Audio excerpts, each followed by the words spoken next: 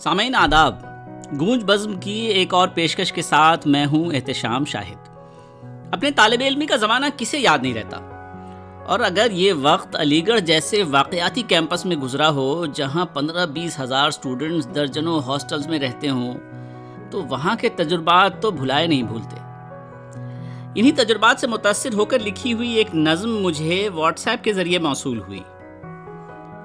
اسنا بدر کی لکھی ہوئی یہ نظم سید مشرف حسین محضر صاحب نے فارورڈ کی اور مجھ تک ہماری ایک سینئر علیگ فریحہ آپا نے پہنچائی، اس درخواست کے ساتھ کہ میں ان لوگوں کے لیے ریکارڈ کر دوں جو اردو پڑھ نہیں سکتے۔ تو لیجئے پیش خدمت ہے علی گڑھ تم تو واقف ہو۔ علی گڑھ تم تو واقف ہو کہ پیارے ہال میں اپنے جب آنکھیں کھولتے تھے تو میاں احمد کو ہم آواز دیتے تھے۔ ہمارا ناشتہ لا کر وہی دم ساز دیتے تھے، وہی مٹری جلیبی آملیٹ سوکھی ڈبل روٹی، انہیں معلوم تھا ہم کو یہی درکار ہوتی ہے۔ مہینہ ختم ہونے پر ہمیں اس تنگ دستی میں پراٹھے کی طلب بیکار ہوتی ہے۔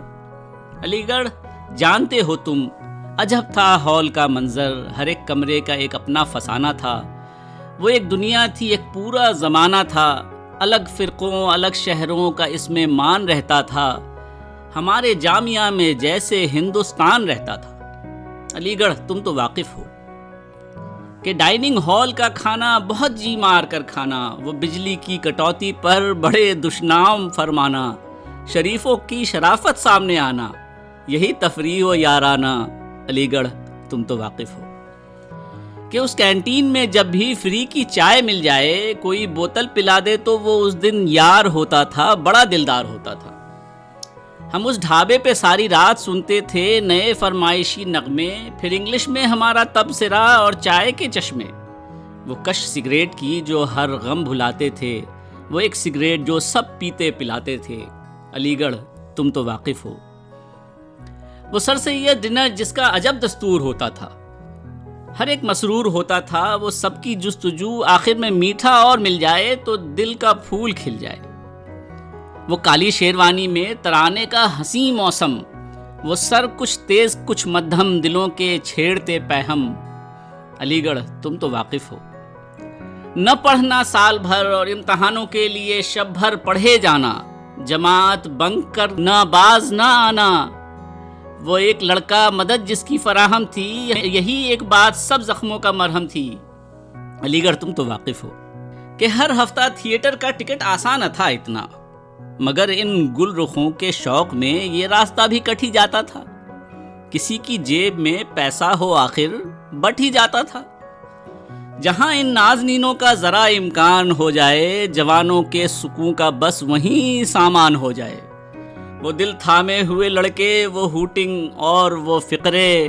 علی گڑھ تم تو واقف ہو کسی کی بہن سے ملنے کے جو آثار ہوتے تھے تو ہم بھی شہر خوما کے لیے تیار ہوتے تھے، کسی سے مانگ کر شرٹیں پہننا اور پھر واپس نہیں کرنا، وہ الماری کے تالے توڑ کر اپنا شکم بھرنا۔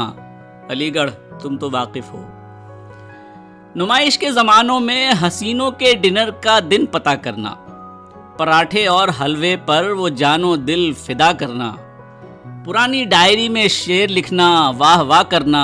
علی گڑھ تم تو واقف ہو بہت غمگین دل کے ساتھ اسٹیشن پہ ایک لڑکے کو سب کا چھوڑنے جانا، اسی سے چائے پینا اور پھر خوش باش لوٹ آنا۔ علی گڑھ تم تو واقف ہو اگر رمضان آ جائیں تو ہم کیسے نمازی بن کے پھرتے تھے کہ غازی بن کے پھرتے تھے، یہ سب ہم یار کرتے تھے، بہت مل جل، کبھی سحری کبھی افطار کرتے تھے۔ علی گڑھ تم تو واقف ہو تمہیں کچھ یاد تو ہوگا، علی گڑھ تم نئے لڑکوں میں ہم کو ڈھونڈتے ہو کیا، ہمیں ان راستوں پر دیکھتے ہو کیا، یہاں تو زندگی کی دھوپ میں جل کر، نئے چہروں سے مل مل کر بہت ہی تھک گئے ہیں ہمارے یار سرحد پار جا کر بس گئے سارے، سبھی مصروف بے چارے، اگرچہ فون ہے لیکن نہیں کوئی نہیں ہے اب ہمارے دسترس میں بھی، تو ہو کر کھو گئے ہیں سب۔